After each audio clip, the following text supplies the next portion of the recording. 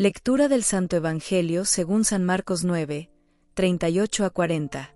En aquel tiempo, Juan dijo a Jesús: Maestro, hemos visto a uno que echaba demonios en tu nombre, y se lo hemos querido impedir, porque no viene con nosotros.